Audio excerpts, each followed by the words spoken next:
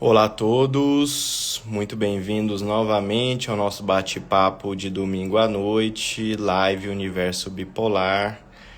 Para quem está aqui pela primeira vez, não custa lembrar, essas lives têm acontecido aos domingos, das 7h30 às 8h30, aqui no Instagram.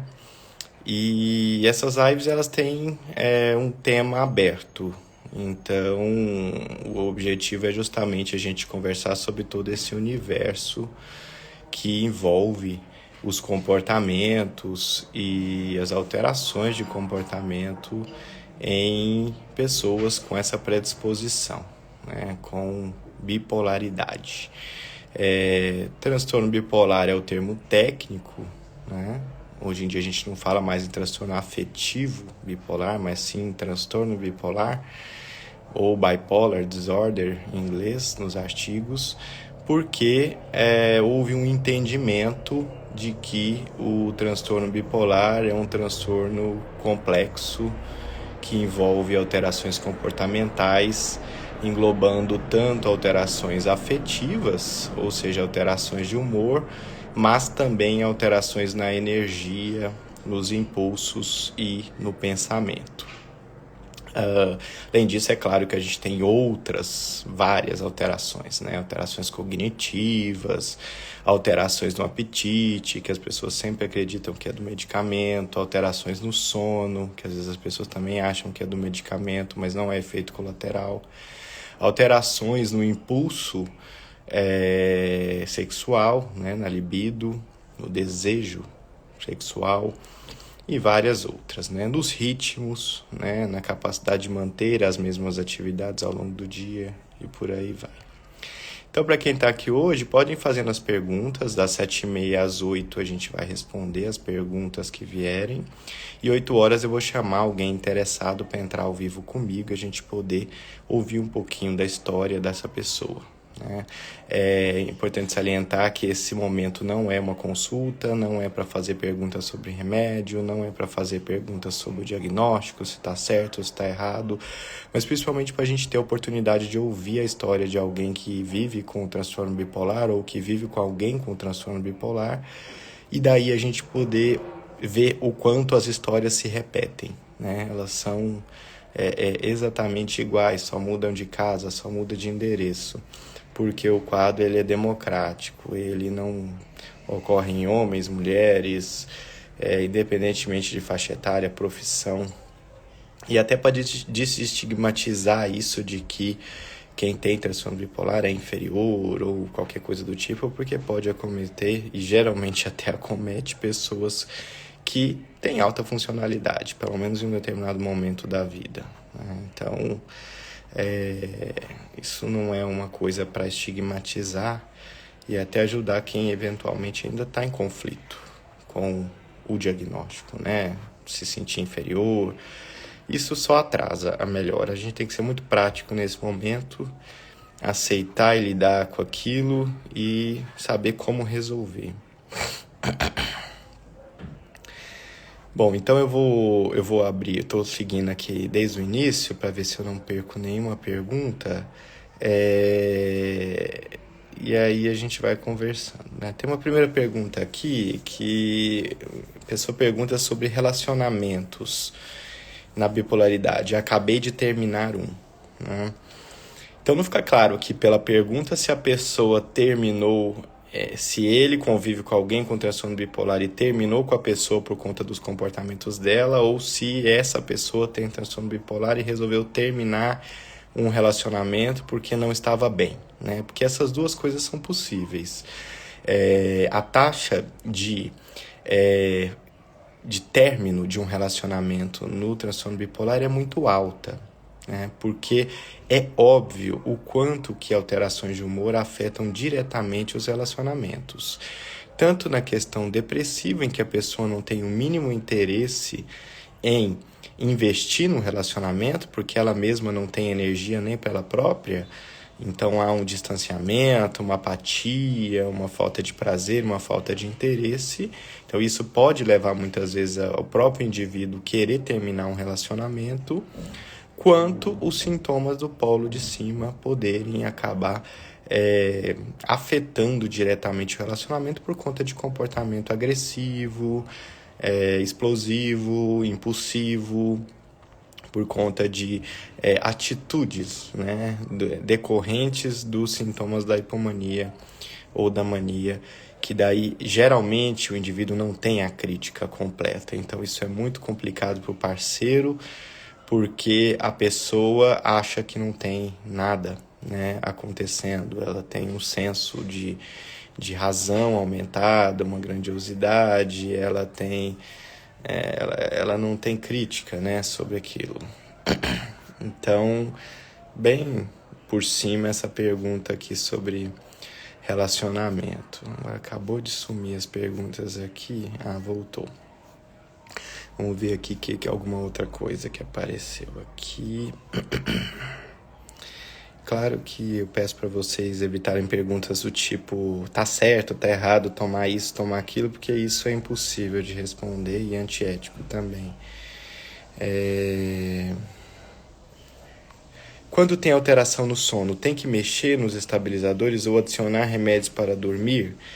Olha, pode acontecer alterações no sono que são transitórias. Então, geralmente, quando tem um gatilho muito claro, um estresse no trabalho, ou alguma coisa muito importante para acontecer, a pessoa pode ter 1, 2, 3 noites de insônia, né? Mas isso geralmente normaliza. Quando a gente fala de alteração de sono persistente, pelo menos uma semana, todos os dias acontecendo, isso é um sintoma.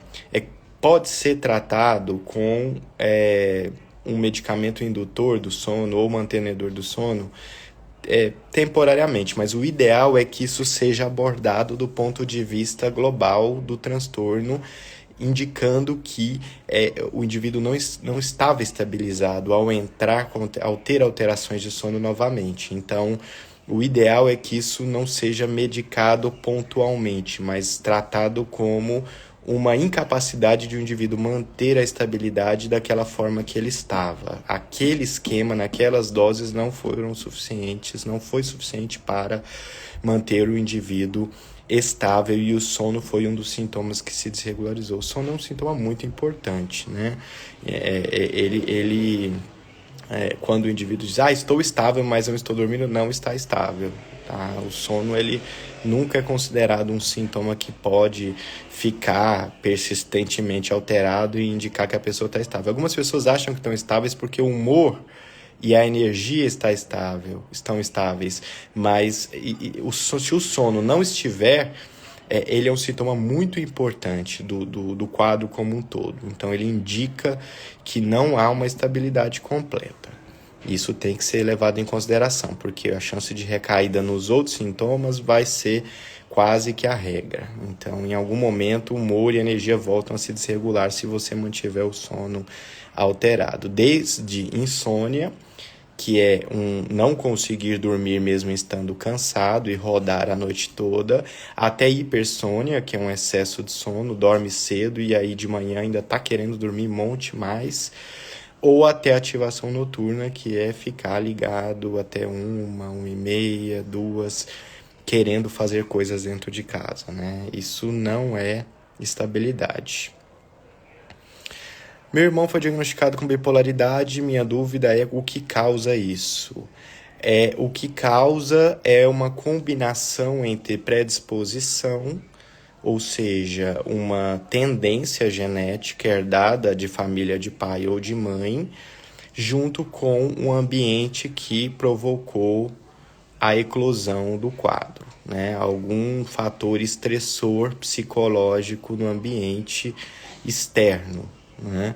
Claro que algumas pessoas podem ter a eclosão espontânea, sem ter acontecido nada, a pessoa tem o início dos episódios, mas isso é a minoria das pessoas. A maioria existe a combinação entre a predisposição e algum fator deflagrador psicológico no ambiente. O grande problema aí é achar que o fator do ambiente é a causa, né? Então o estresse no trabalho foi que causou, então é isso. Se ele mudar de trabalho vai ficar tudo bem. Não, não vai, porque é um quadro que é como se fosse um dominó. Você derruba o primeiro, aquilo vai seguindo o fluxo, a não ser que aquilo seja controlado ou cessado com os tratamentos.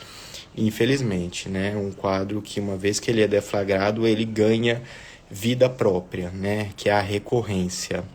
Ou seja, recorrência é de tempos em tempos eu volto a ter novas alterações. E aí que está um grande problema também, porque esse de tempos em tempos, às vezes tem uma remissão espontânea, ou seja, a pessoa melhora sozinha, sem nada, e aí ela acredita que está tudo bem e que ela não vai ter nunca mais aquilo. Mas passa-se um tempo, aquilo acaba voltando, e depois de algum tempo aquilo vai voltando e quase que não dando espaço mais, aquilo fica contínuo, aquilo ganha uma certa cronicidade, continuidade. Faço o tratamento, mas minha família não acredita que essa doença existe, né? Isso é um grande problema com os transtornos comportamentais, né? Com questões em que a gente não vê fisicamente uma lesão, um pé machucado, um olho vermelho, uma falta de ar, uma tosse, uma dor no peito, mas sim o comportamento da pessoa com alterações.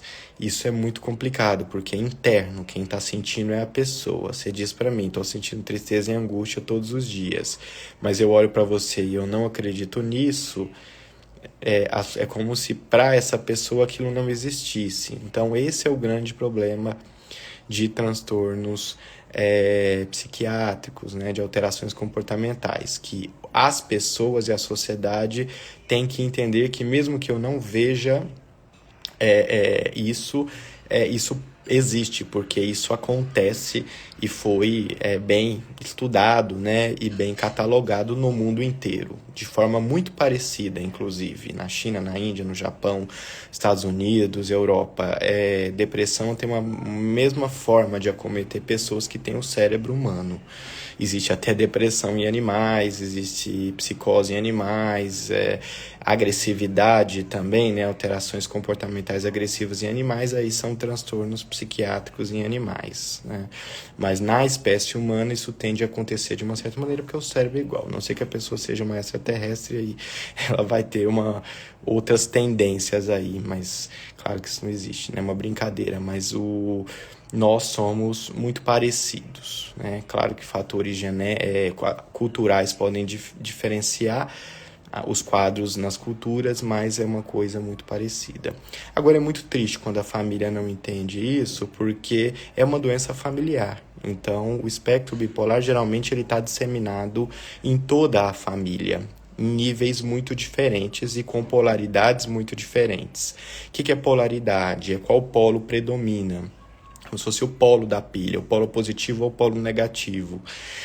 Polo negativo é a depressão, polo positivo são os sintomas de ativação. Então, nem todo indivíduo que tem bipolaridade vai ter os dois polos necessariamente.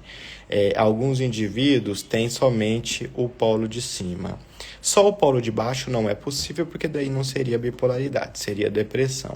Mas ou os indivíduos têm o polo de cima ou de baixo, ou eles têm só o polo de cima. Normalmente quem busca tratamento é quem tem o polo de baixo muito intenso e que causa muito prejuízo e sofrimento, e por isso que a pessoa busca ajuda.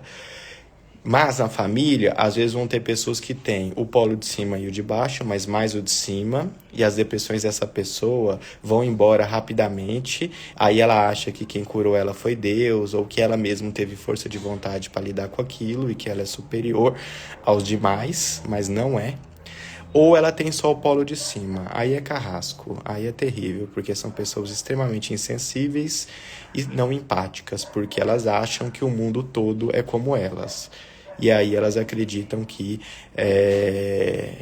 aquela energia que elas têm, aquele humor que elas têm, aquela impulsividade, aquele pensamento rápido, aquele eu faço e aconteço e eu movo o mundo e eu sou a pessoa que sabe tudo e que resolve tudo, eles acham que isso é uma característica de personalidade ou uma virtude ou uma bênção, enfim, quando na verdade é uma característica cerebral herdada que vantajosa, entre aspas, né? Não tão prejudicial quanto o quadro, os sintomas, né? O polo depressivo.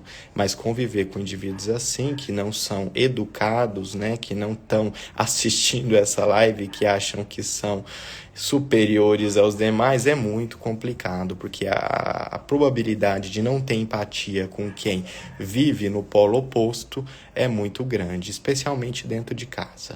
Né? Até porque essa grandiosidade, esse senso de razão aumentado faz a pessoa achar que ela sabe demais, que ela já leu tudo, que ela é a dona da verdade, né? E isso é bem difícil de conviver, né? E é mais difícil ainda porque a gente sabe que os sintomas do polo de cima a pessoa não tem crítica. Então é bem complicado abordar isso, porque não é fácil que a pessoa compreenda essas coisas que a gente está falando. É um processo, isso vai levar-se um certo tempo para que a pessoa escute e perceba e pense, bom, se eu sou mãe dela, né, e ela tem depressão grave, bipolar, o pai dela e a família do pai não tem absolutamente nada. Eu já tive um pouco de depressão, mas melhorou, mas eu sou super agitado e acelerado, então é genética minha. Né? A não ser que essa filha tenha sido adotada. Mas é muito difícil a gente ver isso, esse tipo de atitude nos familiares. Na realidade, o que eles fazem é simplesmente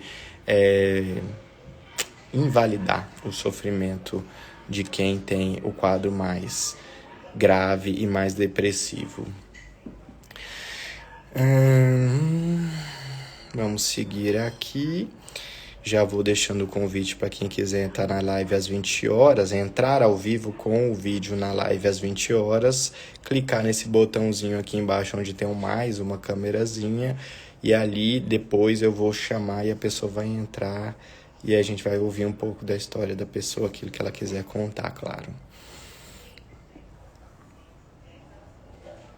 Que bom, Cleiton P. Souza, ele tá dizendo aqui que vive com bipolaridade desde o ano passado. Na verdade não, ele foi diagnosticado ano passado, provavelmente, né? Ele vive com a bipolaridade desde que ele iniciou a vida, né? Desde a infância e adolescência, claro que com sintomas menores e que não causaram prejuízo e que, portanto, não levaram ao diagnóstico. E que ele conseguiu a estabilidade total há 3 meses e hoje está 100%, né? Ele fala que alguns remédios, mas isso aqui, gente, depende muito de pessoa para pessoa, então não existe receita de bolo, não é porque ele ficou bem com isso aqui que todas as pessoas vão ficar, até porque tem os efeitos colaterais, a tolerabilidade, mas foi bom esse depoimento, né, para pessoas acreditarem que é possível melhorar, porque eu digo, quem geralmente acompanha essas coisas, live, esses trabalhos que a gente faz na internet, é quem tá mal, tá? Quem tá bem não quer nem saber dessas coisas e vai viver a vida, né?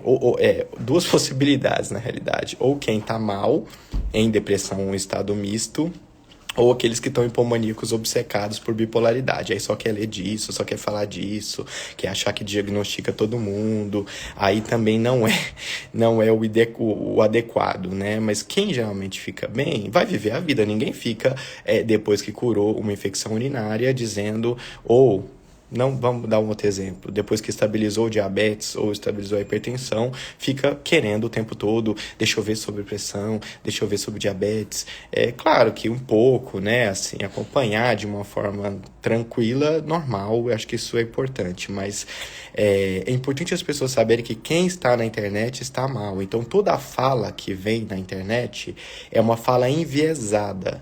Tá? É uma fala de uma parcela pequena das pessoas que convive com aquilo. Não é a maioria das pessoas que convive com aquilo.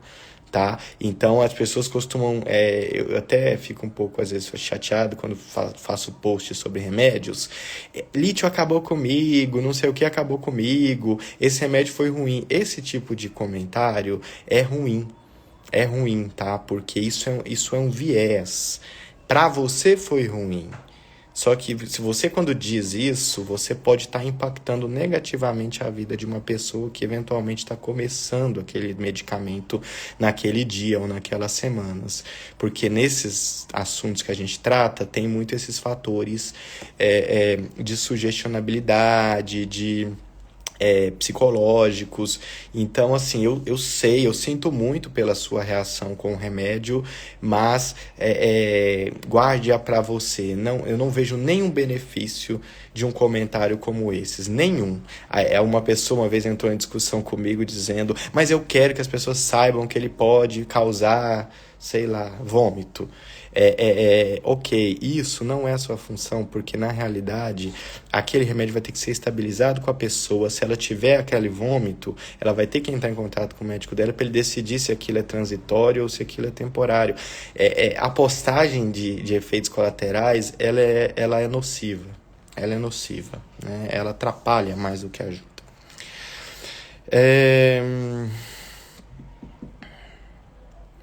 Certo, então vamos...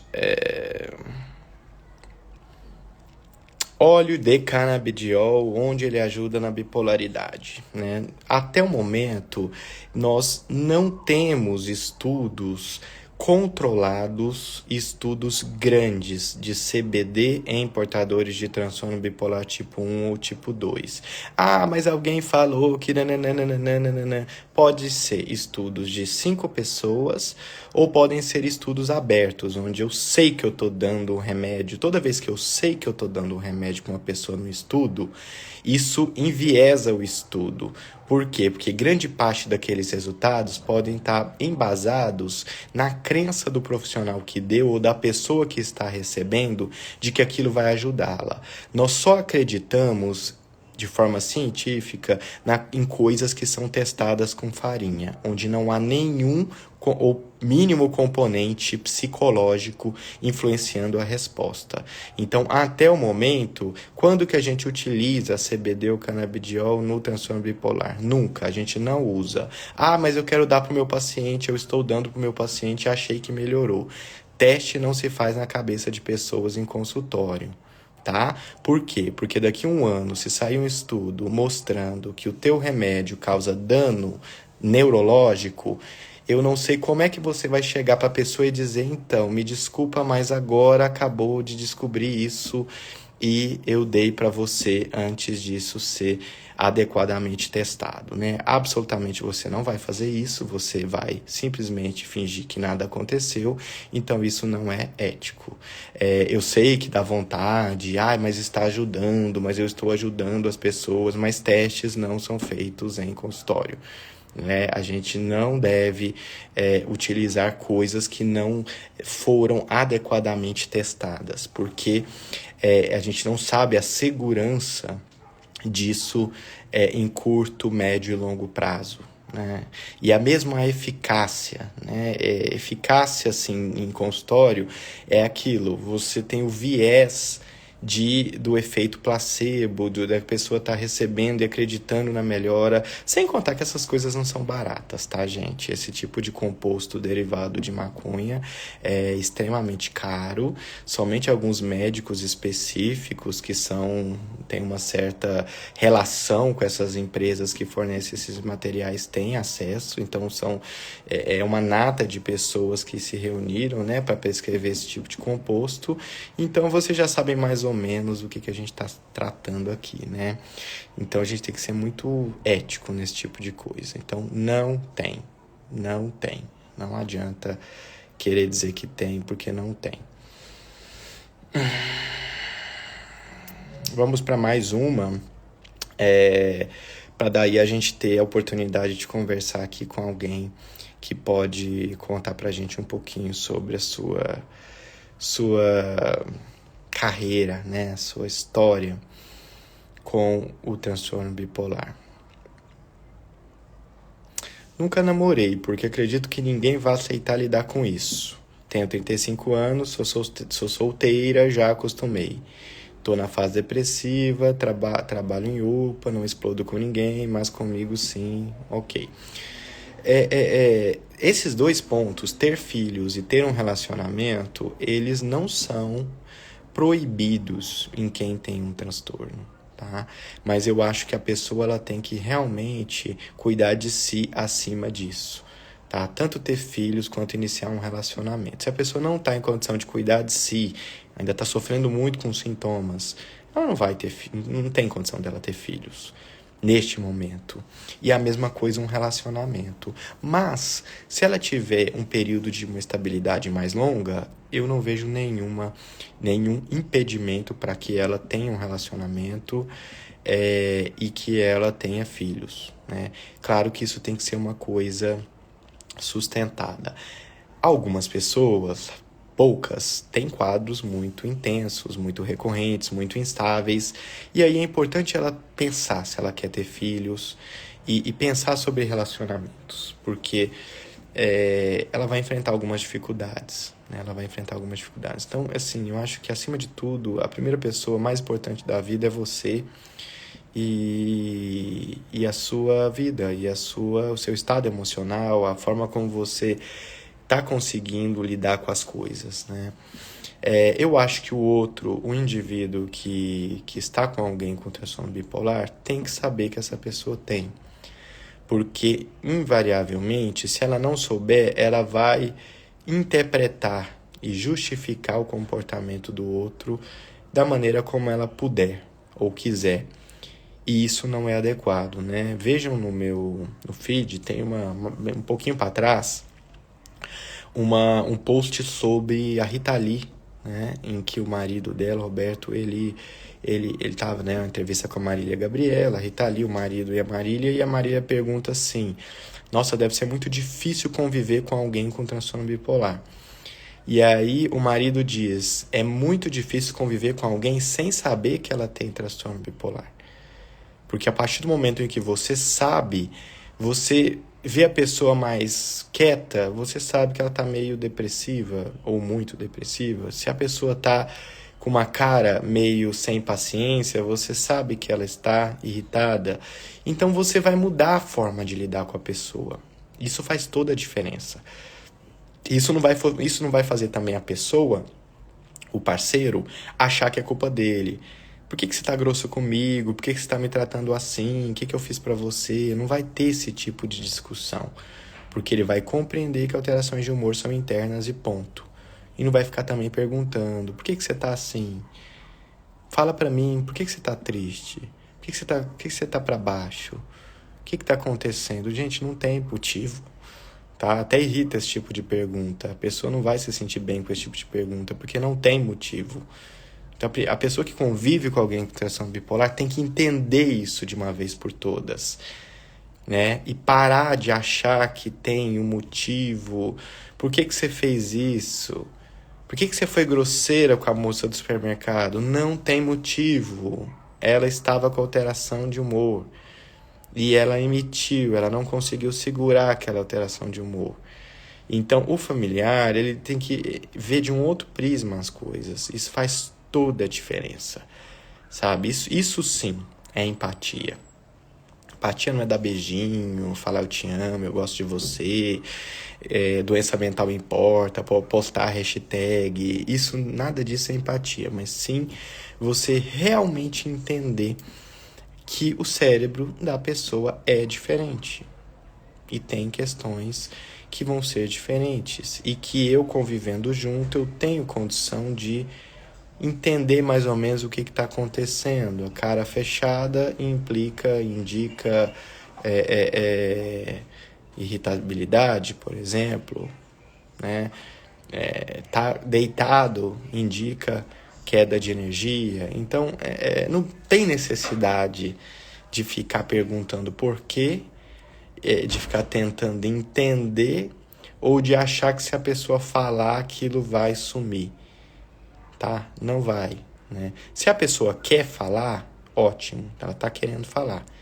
Ela tá querendo desabafar. É dela que tem que partir esse tipo de comportamento, de atitude. E não do parceiro de achar que tem uma solução mágica que vai trazer, né, a resolução do problema. Ok. Passou rápido aqui nossos 30 minutos. Vamos agora então ver aqui dentro dessa caixinha aqui quem está aqui online e que manifestou interesse, né, de conversar comigo aqui ao vivo, né? Então, assim, saiba que se você falar que tem transtorno bipolar, muita gente, 180 pessoas vão saber, e mais, porque isso vai ficar gravado, né? Vão saber. Então é uma coisa que você tem que realmente, né, tá bem resolvido em relação a isso, porque eu entendo o quanto que esse tipo de questão é delicada, né? Ok. Bom, tem várias pessoas aqui. Eu vou ter que acabar escolhendo, né? É o acaso, a pessoa leva um susto na casa dela porque ela fala, pô, tem um convite aqui para eu entrar. E aí, é isso. Oi, do Joia? Tudo bom? Tudo bem, e você? Tudo bom.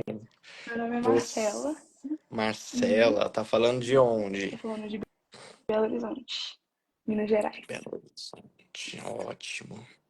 E aí, o que que você quer falar? O que que você quer, até onde você quer No, contar? Claro, né? Tem um certo limite deixa eu das pensar. coisas. Aham. É, eu tenho 18 anos, sou nova, bem nova, né? Eu passei em medicina agora, tô muito feliz, aliás. E eu fui diagnosticada ano passado com transtorno bipolar do tipo 1. Tô com vergonha. Mas eu comecei a ir na psicóloga e aí ela que me encaminhou para poder ir numa psiquiatra. Ela, aliás, ela entende muito do assunto, tipo assim, acho que ela até fez um curso com você. Ela é aqui de Belo Horizonte mesmo. E aí ela me deu um heads up aí sobre essa situação. E assim, foi um susto para mim na época, porque eu tinha 17 anos ainda e meus pais, eles não aceitam até hoje, nem minha mãe, nem meu pai.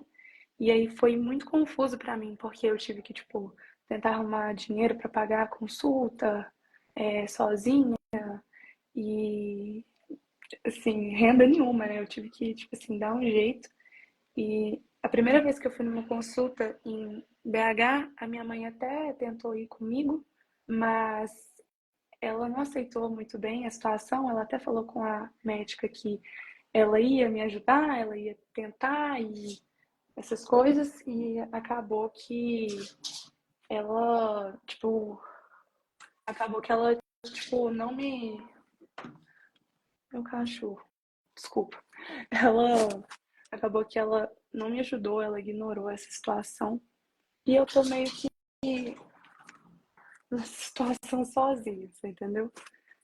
E É, é interessante, né? Porque é, é, é, é assim, nós sempre pensar, eu penso quando você fala isso, eu penso em duas coisas. Uma, eu penso que assim, as gerações anteriores, de fato, as coisas mudaram muito, né? As coisas mudaram muito. Isso que a gente está fazendo aqui agora, quando na minha adolescência, eu nunca imaginaria que em algum momento você ia ter um aparelho que você colocava na nossa frente com uma internet que acessa uma outra pessoa desconhecida em qualquer outro lugar e todo uhum, mundo conversa, escuta. Então a gente tem que entender que as coisas mudaram muito nos últimos anos. E de fato, assim, para as pessoas que viveram nas gerações anteriores, transtornos psiquiátricos absolutamente não existiam. Por uhum, quê? Não é que eles não existiam, eles sempre existiram, mas eles viviam debaixo do tapete, né? sim, Suicídio era totalmente escondido, depressão era escondido, ansiedade, bipolaridade, as uhum, questões de sexualidade era totalmente assim, ninguém podia nem falar porque aquilo é pecado, todas essas questões que todo mundo sabe.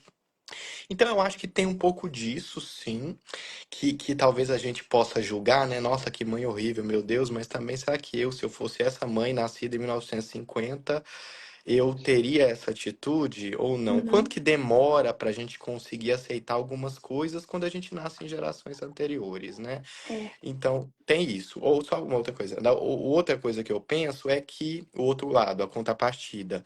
Nenhum pai deixaria uma filha com câncer. Aham. Então, assim, o quanto que ainda existe estigma de que a doença cerebral, que eu nem gosto de usar o termo mental, porque ele não ajuda muito, eu acho que cerebral ele dá um chute na pessoa, assim, que ela sente a dor, na Aham. hora que a gente fala isso. Então, eu acho que a doença cerebral, ela não existe, as pessoas ainda realmente, e se fosse câncer, não fariam, né? Aham. Mas, enfim, pode falar. É, mas você tá certo. E acabou que eu, tipo assim, eu comecei um tratamento com essa médica e eu não aceitei muito bem, pra ser sincera, tipo assim, eu tava meio, hã? Quando eu era mais nova assim, né, quando eu ainda tava no colégio, eu era meio dada como uma louca, que fazia tal coisa, que fazia tal coisa e, tipo assim, era isso, era o meu rótulo, sabe? Eu nunca pensei que podia ser, assim, uma coisa maior do que isso. E e aí eu fui, tipo assim, eu fui meio difícil. Ainda sou meio difícil, fui bem difícil em relação ao tratamento, porque a minha tia, ela foi diagnosticada também com esquizofrenia, é, com depressão, e minha mãe lidava muito mal com isso, do tipo assim, falar, tipo, então pula, então se joga da janela, não tô nem aí, entendeu? E, enfim, foi complicado pra mim, tipo, escutar assim dela. E Porque aí você eu meio que. veja que a genética de transtornos como a esquizofrenia, a bipolaridade, ela é muito Hum, semelhante. É como se a gente pegasse uma sopa de letrinhas e, tipo, 80% da sopa é igual, mas uhum, 20% vai diferenciar um lado ou outro. Então é muito uhum, comum na família ter história.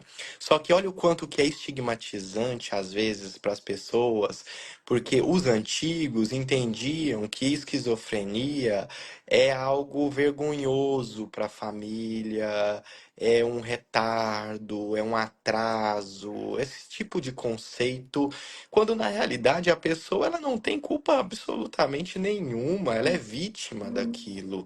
Isso foi uma roleta russa genética que afetou a sim, irmã, mas poderia ter sido ela, né? É a é, irmã dela, né? Sua é tia, irmã. né? Isso.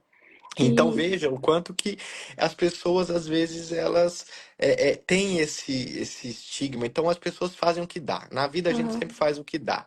Então a forma de lidar foi às vezes agredindo, reagindo de uma forma raivosa frente uhum, àquilo que incomoda. Assim como pais de pessoas com orientações sexuais muitas vezes que os pais não aceitam, eles lidam com isso de uma forma raivosa, né? A raiva é uma das formas de lidar uhum, inadequadas, né? Disfuncionais de lidar com as sim. questões, né?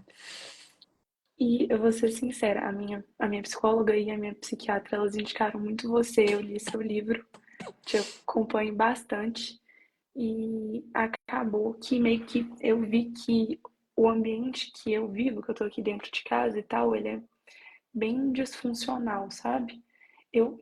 Meus pais, eles nunca frequentaram psiquiatra nem psicóloga, mas quando eu comecei a aprender mais um pouquinho sobre o que era o, o transtorno bipolar, eu acabei vendo isso muito aqui dentro de casa, sabe? Sim. Mas de um jeito assim, fora do normal, sabe? E eu contava isso pra minha psicóloga, eu conversava com ela sobre isso. E a gente via que o meu redor aqui era bem bagunçado, entendeu? Por isso que eu acho que eu não via muito meu comportamento, como é que ele era diferente às vezes, sabe? Exatamente, né? Se você é criado num lar onde gritar, explodir, quebrar acontece com frequência desde que você é pequeno, como é que você vai saber que aquilo é uma coisa anormal, né? Só Uhum, depois de muito tempo, a hora que você começa a observar outras pessoas em outras famílias, Aí você começa a ver que não é bem daquele jeito, que É, aquilo é uma coisa. Agora, olha como que é complexo um transtorno psiquiátrico como a bipolaridade, que é como se fosse um vírus. Imagina um vírus do Covid, que uma pessoa tem um vírus aham, e tá com falta de ar e tá, tipo, morrendo. Essa é a pessoa principal. Mas os outros também estão infectados, só que eles estão sim, ainda sem sentir tanto prejuízo. uhum. Só que eles precisam usar máscara e parar de transmitir o vírus entre si, mas eles não fazem Eles não isso. fazem. E aquilo fica reverberando e voltando. Então, é mais ou menos assim que a doença Aham, psiquiátrica acaba, né?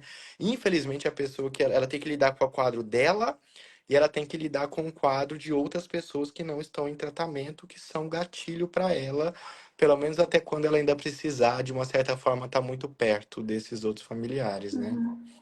Que é no meu caso, né? Que eu ainda moro com meus pais, né? E, enfim, aí faz falando mais do meu transtorno, eu fiquei pulando de psiquiatra para psiquiatra. Tipo, isso aí foi um erro meu, aliás. Eu ia para uma e aí eu, assim, às vezes eu não tomava remédio, esquecia e tal. Aí eu ia para outra, entendeu? Foi uma loucura e eu, pelo que eu entendi, que me falaram assim, meio que eu vivia em mania, você entendeu? Que eu era uma pessoa lá em cima a vida inteira. Eu sou até paciente agora, eu não sei, acho que você conhece a Amanda, né? Sim, Amanda Lima, né? É, uma fofa, aliás. E, É, então, e olha como é complicado uma pessoa que eu tenho um quadro que não é uma gripe, porque se for uma gripe eu identifico, tá doendo aqui, eu tô tossindo, eu tô com febre, não, é no comportamento, só que a própria pessoa não tem uma crítica completa sobre o que está acontecendo. Então, uhum, qual é uma doença que ela é tão assim perversa entre aspas, porque ela mesma é autodestrutiva. Porque ela uhum, faz de um jeito onde a chance de eu não me tratar aumenta conforme a doença ganha força. É uma luta realmente, né? Uma guerra travada entre a estabilidade e a não estabilidade. E uhum, aí é onde os cuidadores, que são o psiquiatra, o psicólogo e a família, eles têm uhum, que realmente ter um papel muito forte sobre a pessoa. uhum, Não um papel agressivo, não é isso, mas um papel onde fulana, você tem que fazer isso, porque muito do que a pessoa está tendo, eu não posso simplesmente esperar que ela faça, porque uhum. faz parte da doença não fazer. Então eu Entendi. tenho que ter um papel muito forte, eu não posso ter um papel frouxo do tipo, ah, vê o que você quer fazer, se quiser tomar, bem, né? Toma. Se você não tomar, a doença avança, né? É Uhum, complicado e tudo. Não, a conversa tem que ser Marcela, é muito sério. Marcela, você tá dormindo qual horário? Marcela, você tá uhum, fumando maconha. Não pode fumar maconha.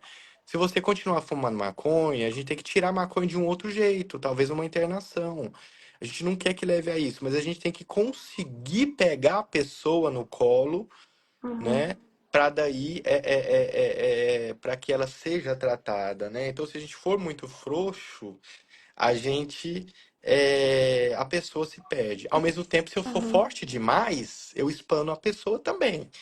Então tem que ir com uhum. muito cuidado, né? Se eu chegar já, Sim, ó, não sei o quê, é assim, se não é tomar, assim. tchau. Se você não Uhum, fizer, eu vou embora. Eu não fico tratando de gente que não toma. Se eu for muito agressivo, a pessoa também não fica, porque os sintomas sim. fazem a pessoa ficar meio assim arisca também, né? Meio Uhum, tal. Então, é muito. É assim, é pisar em ovos o tempo todo, muitas vezes, né? é. E eu vou ser bem sincera que eu até estava conversando com a minha psicóloga hoje, esses dias, enfim, que eu tive muita dificuldade em relação a, tipo, mentir muito, sabe? Sobre, tipo assim, coisas que eu tava fazendo, que eu sabia, sabe, que era errado, sabe? E aí eu ficava omitindo, omitindo, omitindo, mentindo. E eu não consigo sair disso, você entendeu? Tipo assim, com situações específicas, sabe? E eu não sei, eu tô tendo muita dificuldade É em um relação a processo, essas é um coisas. processo, né? A pessoa, ela não vai conseguir mudar os seus comportamentos do dia para a noite. Então, Uhum. por exemplo, eu sei que a pessoa não vai dormir às 10 horas da noite depois que ela passar na consulta. Então, eu Uhum. sei. Mas ela precisa saber que isso vai ter que acontecer progressivamente. Então, eu não posso largar isso de mão, eu tenho que estar em cima disso. Sim. Em relação à mentira, a pessoa não vai parar de mentir da água para o vinho. Mas ela vai, é como se fosse parar de usar droga. Ela tem que progredir e perceber que cada vez mais ela está conseguindo fazer menos. Até porque quem tem Uhum. muito polo de cima, É, essas sensações do polo de cima, elas são muito agradáveis. são. São dopamina, né? E a cabeça, ela é muito esperta. A cabeça, ela convence a pessoa. Ela fala, ah, mas será que é mesmo? Ah, é porque Uhum. nem foi tanto assim. Mas é só hoje. Uhum. Ah, mas assim, então agora acabou, então. Minha vida tem que ser essa, Uhum. chata desse jeito, sem poder ter nenhuma alegria, nenhuma maconha de vez em quando, não posso ficar sem dormir. Ah, então não vou, não Falando quero que ter uma vida é. assim. Eu não sei se eu vou morrer amanhã, e se eu morrer amanhã? Ó, tem gente morrendo, sofreu acidente, caiu do avião, então pode ser eu. Pra que eu vou perder tempo? Então a cabeça, ela é muito complicada, porque ela vai convencendo a pessoa, Uhum. convencendo. Só que é por meio da psicoterapia que a pessoa vai conseguir sendo questionada pelo psicólogo, né, num processo Uhum. chamado de questionamento socrático sobre os seus comportamentos. Mas por quê? Como? Quando? Onde? Uhum. E o que que você quer? O que que você quer da sua vida? Onde você quer estar ano que vem? Se você estiver fazendo isso, você vai estar lá. Ah, eu quero emagrecer. Mas você quer mesmo? Ou quer um pouquinho? Ou não tá com tanta vontade ainda, mas você quer ser emagrecido? Então, assim, Uhum. várias coisas que a pessoa traz como questionamentos, mas que aos poucos você vai desconstruindo aquilo, né? A Uhum. terapia vai mostrando, mas é um processo. Eu acho que a compaixão também ela tem que fazer parte de um processo de tratamento onde nem sempre vai ficar tudo perfeito da noite pro dia. Erros serão cometidos. Uhum. Eu entendi. Mas é isso. É, Tá ótimo. obrigada, Que mais? viu? Alguma outra coisa? Porque eu. Ah, eu tô pensando assim, eu também com vergonha, mas eu acho que, tipo assim, acabou que uma coisa muito marcante que aconteceu na minha vida foi que eu, eu, eu sofri, tipo assim, um acontecimento, tipo, é, tipo uma agressão, sabe? Há um tempo atrás. E meio que eu que me coloquei dentro disso, sabe? Com essa pessoa específica e tal. E eu não sei, eu não consigo sair disso, você entendeu? Tipo assim, fica passando na minha cabeça o tempo todo. E aí eu acho, tipo assim, que foi culpa minha e eu não consigo conversar com ninguém sobre isso, sabe? Tipo, eu fico em mania o tempo todo e aí eu parando de tomar remédio, aí eu bebo muito, aí eu saio no fim de semana, sabe? É uma coisa pra mim que parece que fica incontrolável, você entendeu? Uhum. Ah, É, então, mas assim, né, Marcela, sei lá. provavelmente você já convive com muitas dessas coisas desde a infância, início da adolescência. Aham, Então, é como se fosse um problema de pele que está com a pessoa há 17, 16 anos, mais ou menos. Então, a gente tem que entender que é um processo. Que é um uhum, processo. Isso vai ter uma parte que é o trabalho do psiquiatra de conseguir eliminar os sintomas de ativação progressivamente, e isso a gente também não consegue fazer agressivamente, porque é um processo lento. Quanto mais rápido a gente faz, eu posso ter os efeitos colaterais, e aí é aquele mesma coisa que eu estava falando. Eu jogo tudo por água abaixo, porque às vezes a pessoa não vai conseguir tomar o remédio. Então uhum, aquilo tem que ser introduzido aos poucos. O efeito dos medicamentos também vão aparecendo aos poucos. E aos poucos a gente tem que ir fazendo um questionamento. Um estabilizador foi suficiente? Não, mais um. Aí vai Uhum. progredindo, progredindo, progredindo. Dois estabilizadores foram suficientes? Ainda não. Mas os sintomas que sobraram são muito pequenos e causam prejuízo e que dá para eu esperar mais tempo para ver o que vai acontecer. Então, Uhum. ótimo, eu espero. Ou não, eles ainda são muito complicados. Então, talvez um terceiro medicamento. É, ao mesmo tempo, a psicoterapia também, onde é um Uhum. processo de psicoeducação. Então, realmente, você saber o que que é você e o que que é sintoma. Então, as pessoas têm que saber quais são os sintomas. Quando a gente perguntar para ela quais sintomas você ainda está hoje, a pessoa tem que ter condição de dizer: olha, da mania eu ainda tenho irritabilidade, ainda tenho agressividade, ainda sou muito impulsiva nas coisas que eu faço, meu pensamento ainda é muito agitado e eu não consigo ter concentração, eu vou dormir tarde assistindo série. Eu tenho agitação física, que eu fico me mexendo e andando e movimentando meu corpo. Uhum. Então, os sintomas, as pessoas têm o senso de razão aumentado, acho que eu sei realmente e não dou a oportunidade de eu estar errada, não penso na possibilidade de eu estar errada, que é a grandiosidade. Então, as pessoas conheceriam os sintomas, esses são do polo da ativação. Sim. E os sintomas do polo da depressão, que daí são mais simples, mas que às vezes também Aham. não é simples, porque às vezes a pessoa fala assim: ah, eu não tô com nada de depressão, tá? Porque ela acha que ela não tem tristeza, mas ela tem apatia. Então ela tem. Apatia é um sintoma do polo da depressão. Ah, eu não sinto prazer pelas coisas, nada me dá prazer. É um sintoma do polo da depressão.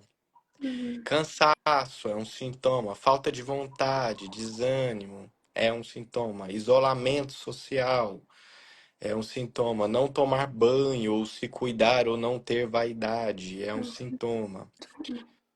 Dormir muito é um sintoma. Então, assim, a pessoa vai ter que fazer, né, esse raciocínio sobre essa leitura própria, com a ajuda do psicólogo, do psiquiatra, e saber quais sintomas. Geralmente ela está no estado misto, sempre a mistura desses dois polos, né? Aham. Dificilmente é um polo ou é o outro. Uhum. Geralmente é um estado misto.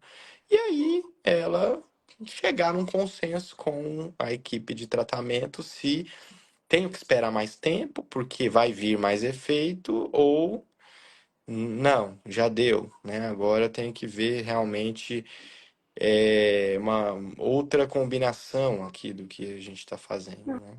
Aham. Entendi. Obrigada, Diego. Mas é isso.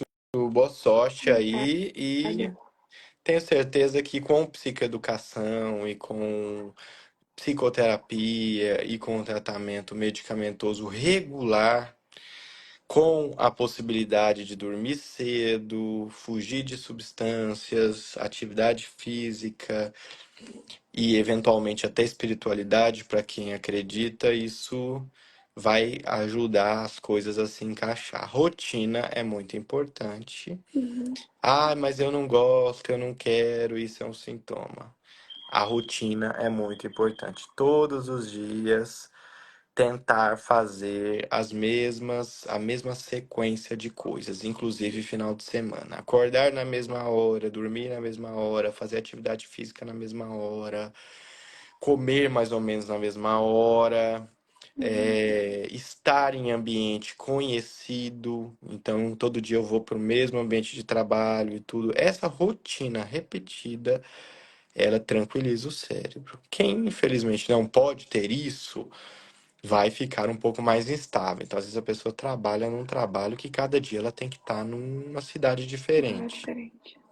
Isso Sim. é complicado. Cada dia ela dorme num horário diferente.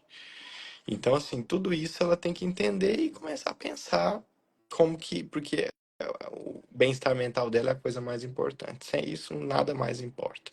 Dinheiro, fama, sucesso, nada disso tem valor se a pessoa não estiver se sentindo bem, né? Uhum. Então tá bom. Obrigada, viu? Um Prazer conversar abraço. com você. Tchau.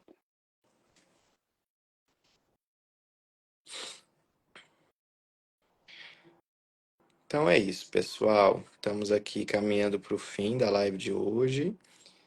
Cada vez mais eu tenho me surpreendido aqui com o bate-papo que a gente tem, porque como é bom conversar com pessoas, né? Assim, realmente eu acho isso. Tem gente que não deve achar muita graça nisso, mas eu acho que, cara, como a história do outro nos ensina, né? Nos ensina e nos traz, né, uma lição, né?